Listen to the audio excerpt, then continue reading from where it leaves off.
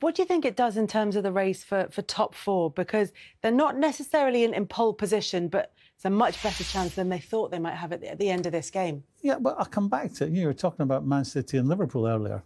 You know, what's below them, there's still a hell of a lot of football to be played. And then if we went down the table to the relegation zone, a hell of a lot of football to be played. And absolutely anything can happen.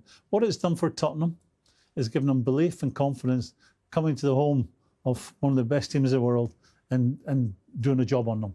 You know, they're not coming out footballed them, but they've done a real job on Man City. And they should get great confidence from that. So the title race then, Micah, let's return to that, because we talked about the race for the top four, where Tottenham are in terms of that. Where does it leave the title race? How do you feel about it now? It's wide open. And I've been saying this for weeks. You know, Liverpool never give up. And Man City never thought it would be won by now as well, to be honest. I think these are the games. It's not an easy run by any stretch of the mark. You've got the derby in there, and Palace have been in decent form. I know Brighton lost today, but they've been good. And you Burnley never know. With a 3-0 win, looking like the old resolute Burnley that we've seen. But you would expect, under normal circumstances, Manchester City. Yeah, but we've learned today that the Premier League is not normal. I don't think anyone would give Spurs a chance before the game, and they proved everyone wrong. And that's why we love the Premier League so much. But Man City will bounce back from this. Yeah, without question. And the sixth game on there, the game against Liverpool, if they match each other's results between now and then, will be huge. This is what Liverpool have got in between Leeds, West Ham, Brighton, Arsenal. They play Manchester United as well, and Watford before the City game. They're both tough. You know, you can't go into any game thinking you can win. What are you looking for here if you're Manchester City or if you're Liverpool? Are you looking for teams fighting for something, or do you want those teams who maybe as we get in towards April are starting to feel that they're safe?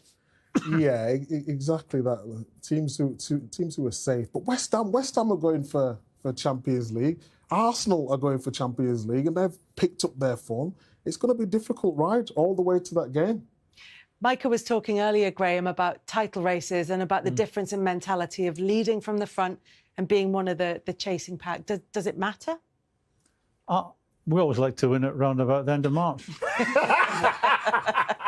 It's all right when you had all these great players in your team. So we was building something special in 2012. We've not done it for 30, 40 years. So it was a lot harder for us. Fair play, but you know, the culture at Liverpool at that time was that it was better to be out front because you're putting the teams. I know you think the opposite, but the teams below were in must-win games then. Maybe that's the difference between a team that is used to winning titles and a team that is going to win an historic first title in 30, 40 years, whatever it was. That's a good point. And maybe now you've got Liverpool and Manchester City having both won the league title in recent history. If you've got a culture of being there, if you've got a culture of being there or thereabouts, and there's nothing nicer, you know, looking down on the rest, knowing that they now have to go and play whenever to win, to get themselves back into it. And that pressure can do strange things to people.